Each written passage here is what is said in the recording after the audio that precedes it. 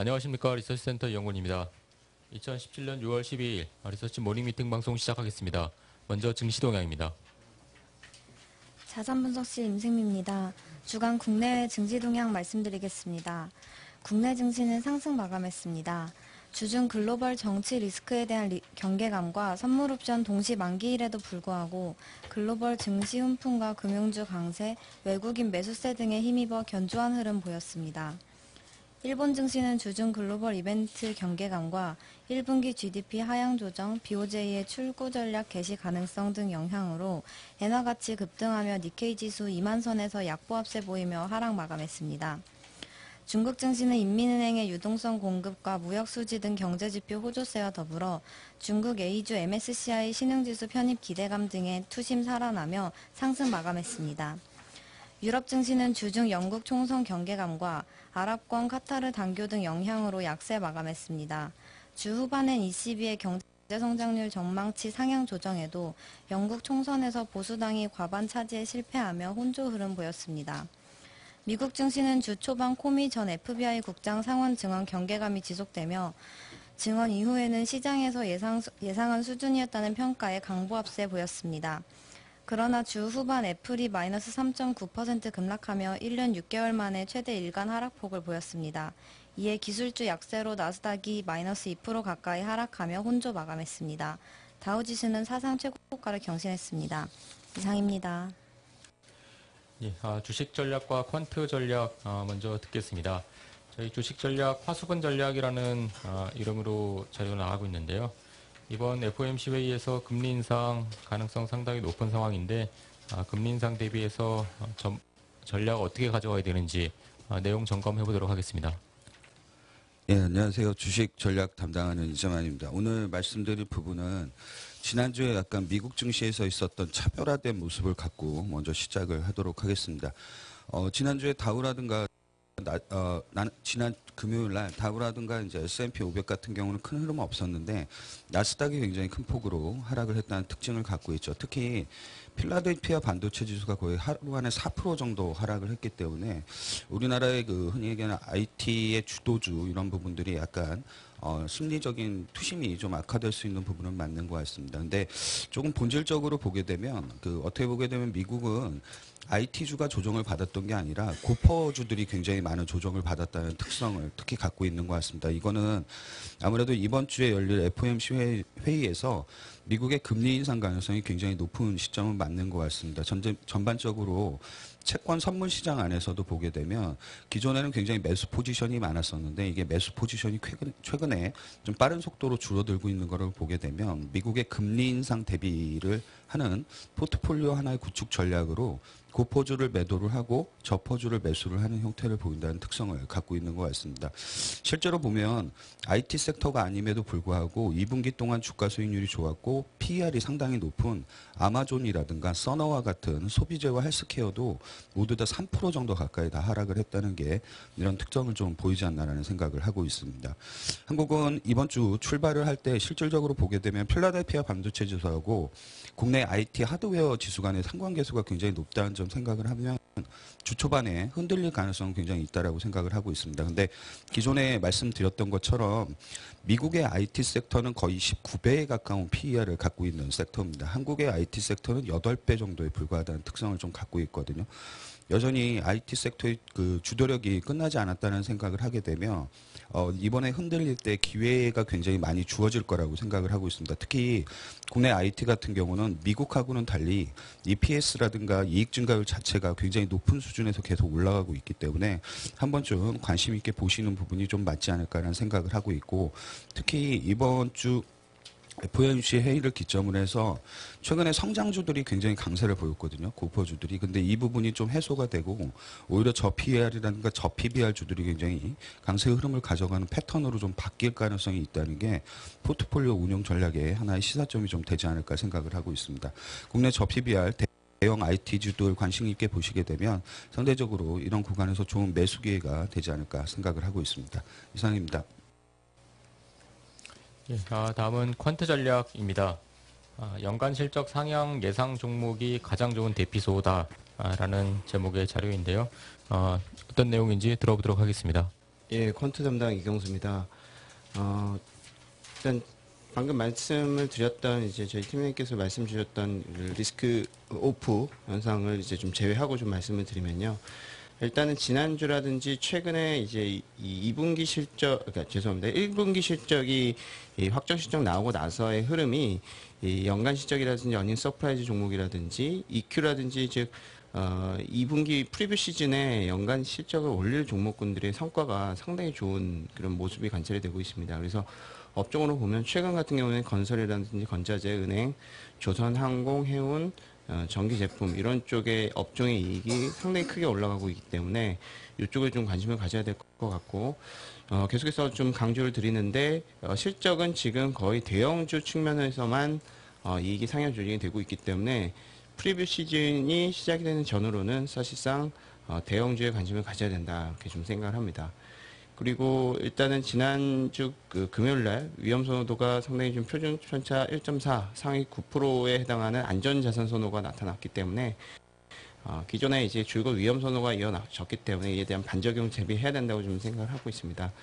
좀 전에 말씀드렸던 것 같이 필라델피아 반도체 지수뿐만 아니라 이제 여러 가지 유로화 하락이라든지 뭐 달러 인덱스 조금 이제 상승했기 때문에 이런 쪽을 좀 감안해야 되는 것이 아니냐 이렇게 생각이 들고 일단은 지금 단기적으로 안전자산 선호가 부각되었을 때는 경험적으로 주가 낙폭과대 그리고 이익 상향 그리고 저 PBR 스타일이 상당히 좀 상대적으로 양호한 그런 모습이 관찰이 됐습니다. 그래서 이런 것들을 좀 감안을 했을 때 기업은행, 한샘, 제일기획, 대우건설, 두산엔진, NH엔터 이런 종목군들이 이에 해당하는 종목군들이기 때문에 이에 조금 관심을 갖는 것이 주가가 좀 하락했을 때 좀 가장 좋은 대피소가 아니겠느냐 생각이 들고 이런 종목군들은 무엇보다 연간 실적이라든지 EQ 실적을 많이 상향 조정하는 그런 종목군들이기 때문에 참고하시면 될 것 같습니다. 예, 기업 분석으로 넘어가서 먼저 효성과 제주항공, 메디톡스 이렇게 준비가 되어 있는데요. 일단 그 순서대로 듣도록 하겠습니다. 효성 콜라보 자료가 나왔습니다. 박스권을 돌파할 모멘텀 4가지에 대한 내용 그리고 분석 자료 같이 들어보도록 하겠습니다. 안녕하세요. 지주회사와 보험 담당하는 오준원입니다. 그 효성 콜라보 자료를 발간했고요. 저희 윤재성 위원이 커버하는 회사인데 콜라보 같이 써서 약간 분할 가능성 이런 검토를 한 리포트라고 보시면 되고요. 목표 주가가 기존 20만 원에서 24만 원으로 상향한 내용입니다. 결론으로 보면 기존에 PBR 밸류에이션을 했었거든요. PBR ROE로 봤었는데 SOTP로 바꿨고요. SOTP로 바꾼 이유가 뭐냐라고 하면 보유하고 있는 지분도 많기도 하고요. 또 하나 현재 구조로 보면 이 현재 회장하고 조현상 사장하고 이렇게 아들 간의 구분해서 완전히 분리 경영되고 있는 구조입니다. 그래서 그 부분 영업 가치를 다 각각 떼어서 어느 정도의 가치를 지녔냐를 본 거고요. 결론적으로 지분가치 1조 원 그리고 영업가치 10조 원 순차익금 차감하고 상장 30% 할인해서 한 8조 원 정도로 본 거고요. 그래서 목표 주가가 이것 때문에 상향을 했다라고 보시면 되고요. 그 인적 분할 가능성 향후에 유력하다라고 보고 있습니다. 지난번에 저희가 2월 말에 쓴 자료가 SK케미칼이라고 있었는데요. 걔도 분할 가능성이 최근 좀 불거지면서 주가가 좀 움직인 걸로 알고 있는데 그보다 효성을 조금 더 좋게 봅니다. 왜 좋게 보냐 하면 그 작년 말에 저희 인적 분할하고 나서 주가 올라가는 사례가 빈번하다라고 말씀을 드린 적이 있는데 특히 분할했을 때 주가가 많이 올라가는 사례는 3가지로 정리가 가능합니다. 첫 번째가요. 자사주를 대량 보유하고 있는 경우 뭐 5% 이상 최소한. 그리고 두 번째는 사업이 여러 가지인데 몇 가지만 대표성이 있어서 나머지 사업들은 제대로 시장에서 가치를 못 받는 경우가 있고요. 그 다음 세 번째는 이 분할이 계기가 돼서 주주 환원이 증가하는 경우인데 효성 같은 경우에는 자사주도 5% 이상 보유하고 있고요. 사업도 7가지 사업을 하는데 그중에 2가지는 전 세계 1위 사업자로 스판덱스랑 타이어코드가 1위 사업자고요. 그리고 세 번째로 배당도 향후 그 2개, 이 두 사람의 계열 분리 가능성을 고려하면 늘릴 수밖에 없는 궤적이거든요. 그래서 그냥 이익만으로도 업사이드가 나오는데 이렇게 분할 가능성도 있어서 좀 좋게 본다라고 말씀드립니다. 이상입니다. 예, 같이 이어서 화학 입장에서 효성 내용 점검해 보도록 하겠습니다. 다음으로 그 사업부별로 적정 가치에 대해서 좀 말씀을 드릴 거고요. 아까 그 영업 가치가 10조 원 말씀드렸는데 핵심이 섬유, 산자, 화학, 중업 요 4개입니다. 각각 3.5조, 1.8조, 1.2조 이렇게 추정이 되는데요. 현황 좀 말씀드리겠습니다. 섬유 같은 경우는 스판덱스가 주력 사업인데요. 글로벌 넘버원 품목입니다. MS가 30% 정도 글로벌리 되고요. 2위가 15% 정도 되기 때문에 격차가 꽤 많이 난다라고 보시면 됩니다. 최근에 업황 개선되고 있는 상황이고요. 올해 하반기에 중국이나 베트남 쪽에 총 4만 톤 정도를 증설을 할 겁니다. 전체 캐파의 30%가 늘어나는 거거든요. 이를 통해서 글로벌 경쟁력을 더욱 굳건히 할 것으로 예상이 되고요. 영업가치 산정할 때 2017년 추정 에비타에다가 경쟁사 아사히카사이의 그 멀티플 7배를 적용을 했습니다. 아사히카사이가 사실 효성보다 훨씬 못한 업체이기 때문에 충분히 싸게 밸류에이션 했다라고 보시면 될 것 같고요. 그 다음 산자입니다. 산자에도 글로벌 넘버원 품목이 하나가 있습니다. 타이어 코드고요. 글로벌 넘버원이고 글로벌 MS는 45% 정도 됩니다. 거의 압도적이라고 보시면 되는데요. 최근에 타이어 코드 호조가 계속 나타나고 있는 상황인데다가 이 사업부 안에 스틸 코드랑 에어백이 있었는데요. 6년에서 7년 만에 지금 턴어라운드가 되고 있는 상황이다라고 보시면 됩니다. 영업가치 산정할 때 그 경쟁사 코데사의 멀티플 7배 적용했다라고 보시면 되고요.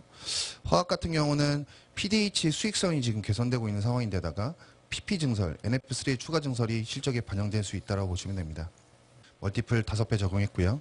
중공업 가치는 현대엘렉트릭 최근에 상장했는데요. 이 7배를 적용했다라고 보시면 됩니다. 그래서 다 합쳐서 보면 영업 가치가 10조 정도 되기 때문에 참고해서 보시면 될 것 같습니다. 이상입니다.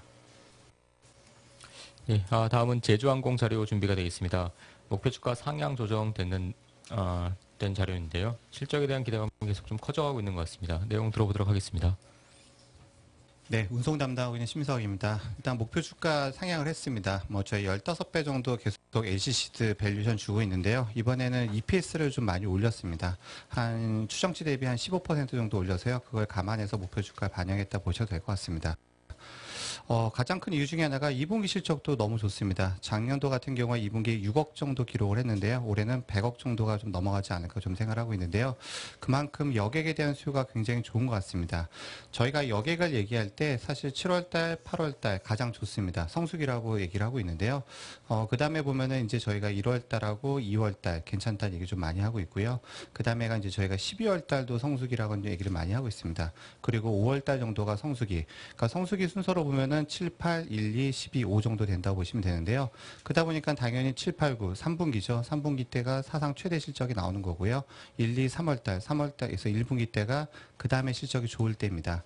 그리고 10월달, 11월달, 12월달 해가지고 4분기가 그 다음에 실적 좋을 때고 4월, 5월, 6월달에서 마지막 2분기 때가 가장 실적이 가장 안 좋을 시점에도 불구하고요. 100억 정도가 나온다는 거는 굉장히 그만큼 수요가 좋다고 보셔도 될 것 같습니다. 아시다시피 5월달 같은 경우는 이번에 황금 연휴가 있었기 때문에 숫자들이 상당히 좀 올라온다 보시면 될 것 같고요. 여기다가 이제 사드 영향 때문에 저희가 4월달부터 해서 동남아 쪽이라든가 일본 쪽 상당히 많이 호전을 보이고 있습니다. 동남아가 매출 비중의 20%, 일본이 매출 비중의 20%가 넘기 때문에요. 이런 반사 수위를 좀 받고 있지 않나 좀 생각을 하고 있습니다. 조만간에는 이제 3분기 최대 실적이 나오는 시점이 될 거로 저는 보고 있고요. 아마 4분기 10월달 되면 또 황금 연휴가 또 있죠. 10월 2일을 제외하고 나면은 한 10일 정도를 쉴 수 있는 연휴가 있기 때문에요. 저희가 봤을 때는 3분기도 컨센서스 상회할 걸 가능성이 있을 거로 보고 있고요. 아마 이런 실적은 4분기까지 이어질 것 같습니다. 그래서 어쨌든 간에 저희가 겨울에 사서 여름에 파는 주식이라고 항공주들 많이 얘기를 하고 있는데요. 이번에는 좀 날씨가 좀 선선해질 때까지 좀 들고 가셔도 되지 않을까 좀 생각하고 있습니다. 그래서 전체적으로 컨센서스 대비 실적이 올라갈 수 있기 때문에요. 여전히 항공주는 저희 긍정적으로 보고 있습니다. 이상입니다. 예, 다음은 메디톡스 자료 준비가 되어 있습니다. 제3공장 국내 허가로 증설 효과가 본격적으로 반영될 것이다라는 자료이고요. 내용 들어보도록 하겠습니다. 예, 안녕하세요. 제약바이오 담당 선민정입니다. 메디톡스 오송에 있는 제3공장 보툴리눔 톡신 제제 생산동에 대해서 국내 식약처로부터 국내 제조 및 판매 허가를 획득했다고 지난주 금요일 공시자료가 났는데요. 제3공장의 수출 품목 허가 획득은 작년 12월 중순이었고 그로부터 6개월 만에 국내 판매 허가 획득하게 된 겁니다. 이로 인해서 사실은 국내 물량 부족이라고 하는 이슈는 완전히 해소됐다라고 보실 수 있겠습니다. 기존의 톡스 생산량은 1공장에서 300억이 사실은 정부였고요. 그 다음에 이 공장 아시다시피 엘러간 정용 공장이고 이번에 허가받은 3공장이 캐파가 기존 1공장에 대비 10배가 증가한 6천억 캐파라고 보시면 되는데요. 3공장 증설 효과는 이로 인해서 그 7, 8, 9, 3분기에 완전히 반영이 될 거라고 기대를 합니다. 사실 작년부터 계속 물량 부족 이슈가 있었어요. 국내 쪽에서는. 그래서 수출이 계속 잘 되고 해외 마진이 좋기 때문에 국내는 물량 공급 부족으로 인해서 작년 3분기 톡신의 내수 성장률이 전년 대비 11.8%나 감액됐다는 점을 고려하면은 올해 3분기 기저효과 반영해서 내수 부분에서만 30% 가까운 고성장률 기대할 수 있을 거라고 기대하고 있습니다. 그리고 또 하나는 코어톡스인데요. 코어톡스는 그 독일의 머츠사가 개발한 제오민의 어떻게 보면은 제형 변경 제제인데 이 코어톡스도 작년 원래 6월에는 시판 허가를 받았었는데 1공장이 기존 제품 뉴론옥스를 생산하는데 모든 그 역량을 집중하고 있어서 사실은 허가를 받았음에도 불구하고 생산을 하지 못하고 있었던 상황입니다. 그래서 이 3공장 건설과 함께 3분기부터는 본격적인 국내 판매가 가능할 것으로 예상됨에 따라서 추가적인 매출 증가 기대할 수 있을 것 같습니다. 사실 지금 메디톡스 주가가 한 56만 원 선에서 거래되고 있습니다. 작년 말에 그 휴젤 그리고 대웅제약의 나보탈 등을 대상으로 서로 우리 균주를 뺏어갔다 뭐 이런 논란 때문에 32만 원까지 떨어졌던 주가가 제3공장 증설 효과하고 미국 이노톡스 임상 3상 진입에 대한 기대감으로 이렇게 올랐는데요. 보시면 아마 국내 기관들은 계속 매도하고 있는데 외국인들은 동기간에 꾸준히 매수하고 있고 이로 인해서 올해 초에 40.2%에 불과했던 외국인 보유량이 46.7%까지 증가했습니다. 근데 아까 말씀드린 것처럼 제3공장 국내 판매 허가로 매출 증대 효과 그리고 엘러간의 이노톡스 임상 3상 진입에 대한 기대감은 여전히 유효하다고 판단돼서요. 하반기에도 여전히 메디톡스는 매력적인 회사로 목표 주가 70만 원 매수 의견 유지합니다. 이상입니다. 예, 현대미포조선과 아이컨트롤스 모바일 어플라이언스 자료 준비되어 있는데요. 순서대로 들어보도록 하겠습니다. 현대미포조선 또 하나의 주력 선박이 떠오르고 있다라는 제목의 자료입니다. 네, 안녕하세요. 박문일입니다. 그 선박 수주 동향을 정리를 해보면 일단은 2017년도 그리고 2018년도 올해 내년만 놓고 본다면 현재 올해는 탱커 선박하고 탱커 선박이랑 LNG 선박에 대한 그 수주가 계속되고 있고 이 선박들은 내년까지 계속 될 걸로 생각되고 있고요. 그리고 그 LPG 선박이 올해 말부터 올해 말이나 내년 초부터 LPG 선박하고 컨테이너 선박 발주가 시작될 것으로 전망되고 있는데 이 사이에 지금부터 좀 발주가 나올 것으로 또 예상되는 선박이 자동차 운반선, 카케르라고 말하고 있는 선박이 또 등장하기 시작하고 있습니다. 그래서 자동차 운반 선박은 일단은 지난주에도 한번 제가 얘기를 들었지만은 현재 799척이라는 운항 선박이 있는 상황인데 노후 선박이 굉장히 많은 상황이에요. 그래서 2020년이면은 설령 15년 넘어가는 선박의 비중이 전체 선대에서 거의 45%까지 늘어나는 그런 상황으로 볼 수 있고 현재 선박량 대비해서 수주 잔량은 거의 없습니다. 43척으로 현재 선박량 대비 5.4%에 불과한 그런 선박이기 때문에 이 선박이 발주가 나올 때가 도래했고 현대 미포선이 원래 4척 수주를 하면서 선박 수주가 증가될 것으로 예상되고 있는 그런 선적입니다. 그래서 단기적으로는 올해하고 내년에 이쪽 자동차 운반 선박이 약 35척 정도가 발주가 될 것으로 좀 그렇게 전망되고 있고 여기에 경쟁 조선소는 3명이 있어요. 첫 번째가 일본의 이마바리가 있고요. 일본의 이마바리 조선이 있고 그리고 한국의 현대 미포조선하고 현대 삼호중공업이 있습니다. 근데 이마바리는 일본 완성차 업체들의 지원을 받고 있는 그런 조선소가 되고 현대 삼호중공업은 현대 글로비스에게 수주를 받고 있는 상황인데 현대 미포조선은 유럽 선주한테 우리나라 캡티브 없이 유럽 선주한테 전량 수주를 받고 있는 그런 모습을 볼 수가 있습니다. 그래서 좀 더 자세하게 말씀을 드리면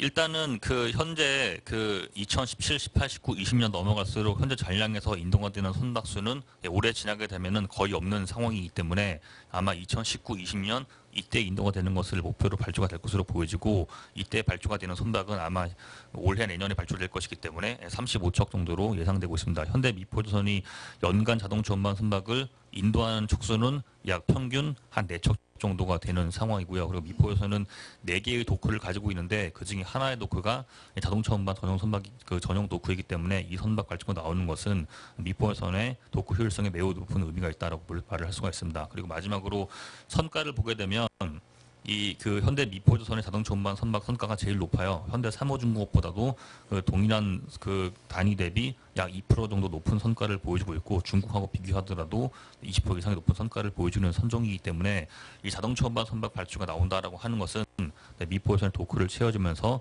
그 높은 선가의 고부가 가치 선박이 될 수 있는 상황이라서 향후의 영업이익률은 더 올라갈 수 있다. 이렇게 정리할 수 있습니다. 이상입니다.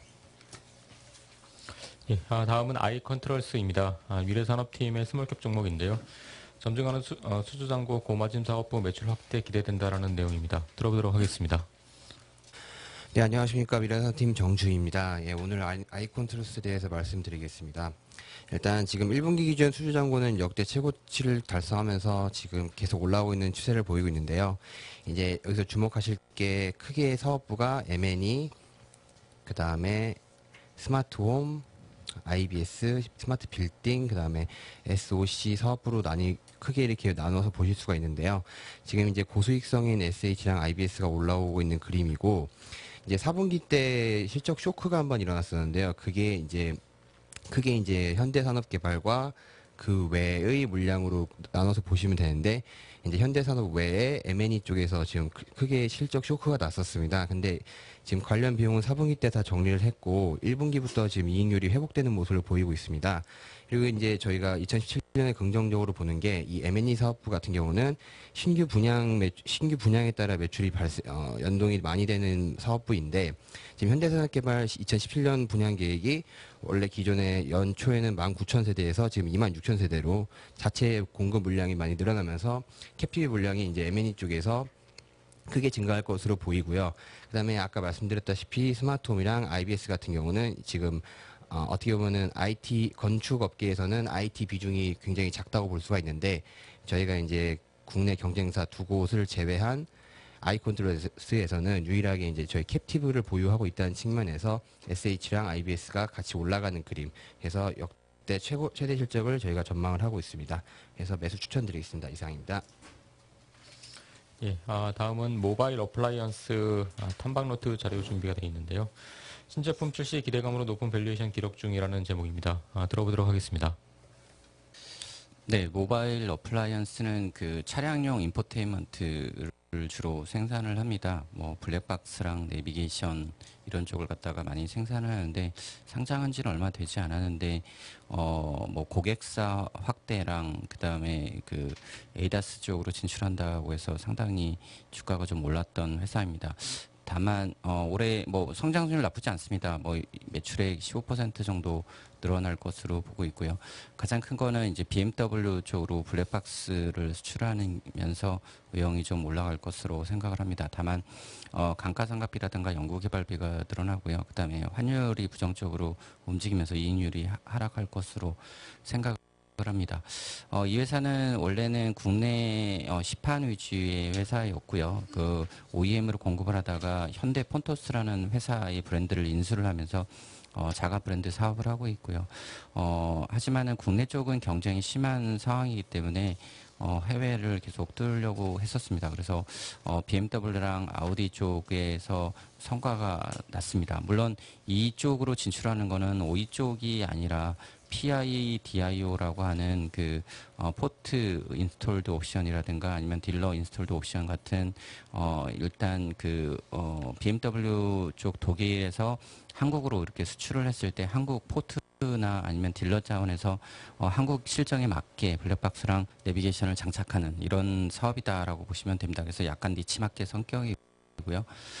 이 외에도 최근에 이제 HUD 허드라고 하는 이런 제품 쪽으로 확대를 하고 있습니다. 그래서 해외 고객사 매출액이 99억, 205억, 그다음에 올해 280억 쪽으로 늘어날 것으로 생각을 합니다. 다만 이러한 그 성장 기대감을 감안하더라도 상당히 좀 높은 편입니다. CB랑 BW가 좀 꽤 있고요. 그걸 감안해서 밸류에이션을 해보면 12개월 포워드로 보더라도 35배 정도를 기록을 하고 있고요. 자동차 평균이 보통 7에서 8배 정도 되고, 자동차 쪽에서도 조금 그 높게 형성되어 있는 업체들도 12배에서 한 16배 정도 사이다라는 거 감안한다면 35배는 지나치게 높은 수준이 아닐까라고 생각을 하고 있습니다. 이상입니다. 예, 산업 분석은 컨슈머 업종 그 롯데쇼핑과 BJF 리테일 공통점과 차이점인데요. 이 부분은 지난 금요일 날 코멘트가 있었기 때문에 그 부분도 참고해 주시면 될 것 같습니다. 혹시 추가적인 발표나 코멘트 있으신가요? 예, IT 업종에서 코멘트가 준비가 되어 있는 것 같습니다. 내용 들어보도록 하겠습니다. 예, 뉴스가 나와서 걱정하실까봐 코멘트 드리는 거고요.